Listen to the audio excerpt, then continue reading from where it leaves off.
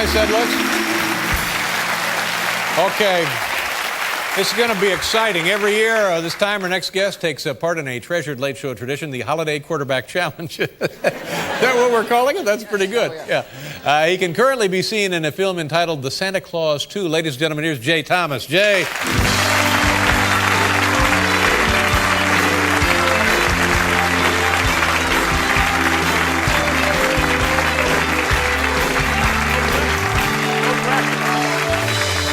How many years have you done it?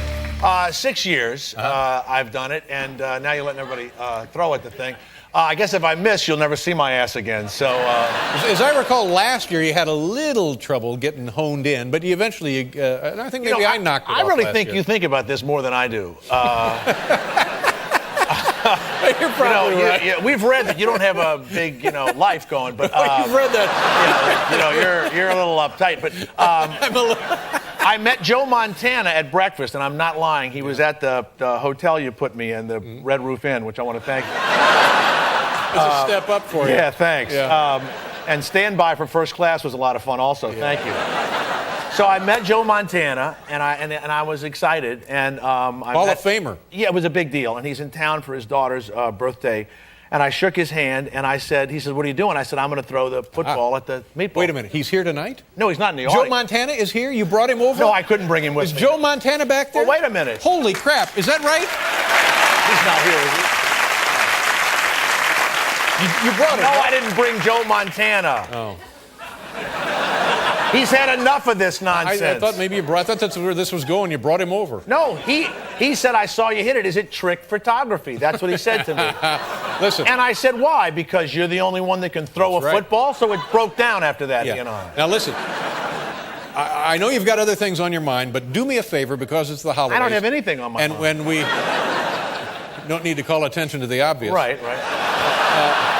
But since it is the holidays and we only see you once a year, tell me the Lone Ranger story. Come on. Tell me the Lone Ranger story. All right. And I wasn't prepared to tell this story. I know, I'm putting you on the spot, but go ahead. When I was a disc jockey in Charlotte, North Carolina, I used to open car dealerships. Mm-hmm. And Clayton Moore, the Lone Ranger, would open it was Dodge or something like that, or Plymouth. And I would go and I would announce, and Clayton Moore came to the dealership. So I'm there, and really long hair, and we are, I tell you this, my friend Mike Martin and I are herbed up. We're all herbed up. and we're selling the cars, come on in, and you'll get the kids, and you'll meet the Lone Ranger, and we go out back, and we're like, completely blasted, and you'll meet the Lone Ranger, we got long hair, and so all of a sudden, something screws up, and they can't get the Lone Ranger back to his hotel. Mm-hmm. So Mike's got this, we got a Volvo. I got a old beat-up Volvo. And he says, look, he gets all upset, and he wears the whole outfit and the glasses and the whole thing. The mask, he was very seriously into the Lone Ranger.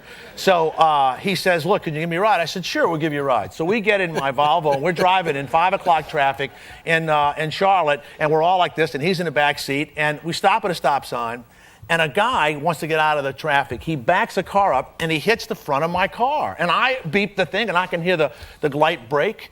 And he pulls away, and he drives up. So I turn the Volvo, and I start chasing the guy through the streets. And I got the Lone Rangers in the back seat going like this.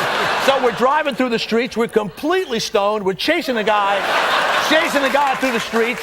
He pulls up, and I pull over, and I get in front of him like that. Wow. He gets out. He's just like a Trent Lott kind of guy, Charlotte, North Carolina. He gets out of the car, and I said, hey, man. Mike Martin gets out. And I say, hey, man, you hit my car back there. He says, I didn't do any damn thing to you two. I said, yes, you did. And I said, you know what? I'm going to call the cops. He said, who do you think they're going to believe, me or you two hippies? And the Lone Ranger gets out of the back of the car, and he says, they'll believe me. And the guy, I swear to God, the guy goes like this. He goes, I didn't know it was you. That's a true story. That's great. We'll be right back to knock the meatball off the tree.